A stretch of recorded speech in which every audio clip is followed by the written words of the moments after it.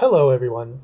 So, lately I've been using Twitter a bit, and I have to say, of the three major social media companies, those being YouTube, Facebook, and Twitter, by far the absolute worst cesspool of them all is Twitter. In fact, as much as I loathe saying it, given the constant complaining I've done about YouTube, YouTube is miles ahead of both Facer and Twitbook in terms of the ability for people to speak openly. Sure, not completely openly at all. There's certain topics that you will get banned for talking about, but this is more like comparing the government of New York City to that of North Korea. As horrible as NYC is, I'd rather live there than in North Korea. And the same is true of YouTube. It's the least demonic of the evil forces unleashed in Silicon Valley. But this video is about Twitter. What I found most interesting of all is that on Twitter, I am currently hated by roughly the same number of conservatives as I am liberals. Every liberal calls me a Trump-loving fascist, and every conservative calls me a Biden-loving libtard. The fact is, neither side has a clue what they're talking about, and I openly state that to members of both sides of the political divide, I don't care about your view, which is why they hate me equally on both sides. See, I'm not a cult member enslaved to one political party, which is virtually indistinguishable from the other political party. If I was a Republican, I would just be a Democrat from 15 years ago. That's literally the difference. Conservatives who love Trump so much seem to forget the fact that Trump was the first president who openly ran on a platform of being pro-gay marriage, and that he's on his third wife after cheating on his first wife with his second wife. But no, moral character doesn't matter in your leader if your leader has an R after their name. Not caring about moral character is, of course, what led us to this mess in the first place, but surely not caring about moral character is the way to extricate us from this problem, right? No, we do care about the moral character of Biden because he's got a D after his name, and he's got a son who's a druggie and who has made credible accusations of his father having inappropriate relations with what Star Wars The Phantom Menace so amazingly called the younglings. Yeah, suddenly those who criticize the moral failings of Trump, however, from the left side are like, it doesn't matter what the moral failings of our current leader are, he's got a D after his name. And this is why both sides of the political aisle disgust me. The reality is, the current Republican platform is virtually identical to what Obama ran on in 2008. So forgive me for not pledging allegiance to a party that's going to be what Joe Biden is today in the year 2035.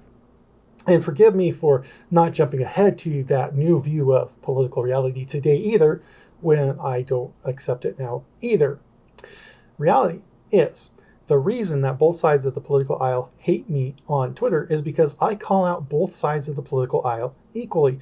I'm about intellectual consistency. I don't let people I agree with get away with sloppy thinking, even if they happen to be correct on the conclusion, let alone people I disagree with when I don't accept the conclusion. I simply will not put up with it, because putting up with it is what gets us like the choices we had in the 2020 election. See, I don't care if you think the election was stolen or not. It never should have been between those two people in the first place. If there's one thing I can't abide, it's the intentional stupidity of those who think they're wise by being fools.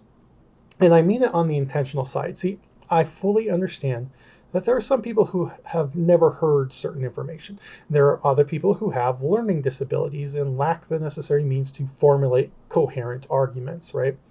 I have no problem with either of those types of people. The first group can be taught new information, and the second group bears no culpability for what they didn't choose to be born with in the first place. But the vast majority of people on Twitter don't fall into either of those camps. They are intentionally overlooking any evidence that counters their own view.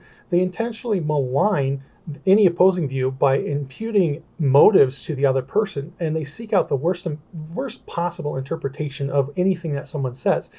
And in fact, they will just make up lies and project those lies upon other people as if they're true. They'll make up fake tweets and pretend that those were actually said by the other people. It's just straight up propaganda. And see, Part of the reason Twitter is so bad at this is because Twitter has always been about micro-blogging, emphasis on the micro part. And there's simply no way to condense a cogent argument into the 2 or 3 sentences you can actually fit into a single tweet. Not without leaving out a ton of context, exaggerating your conclusions, and necessarily becoming dogmatic about your claims.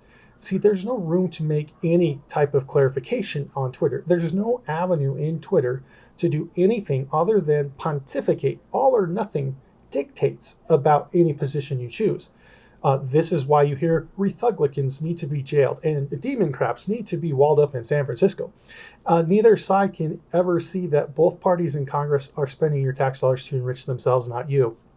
See, people who live their lives in Twitter can't help but view America as extremely fragmented and at each other's throats, ready to kill each other, because that is the world that Twitter represents, nourishes, and actually seeks to grow. The hyper-partisan universe where you must hate your enemy, which is anybody who breathes a syllable against your sacred cows. You know what the real world is like, though? The real world is me going to a cafe to get a cup of coffee from a lesbian barista while carrying my Bible, and both of us are 100% nice to each other. Friendly, in fact, making jokes and exchanging pleasantries. Sure, we're never going to hang out with each other, but by the same token, neither of us is ever going to physically attack the other one. That's the reality of America, and it's not what you find represented on Twitter. So with that, I urge you, go outside, turn off Twitter, go out and talk to real people, and then you will have a wonderful day.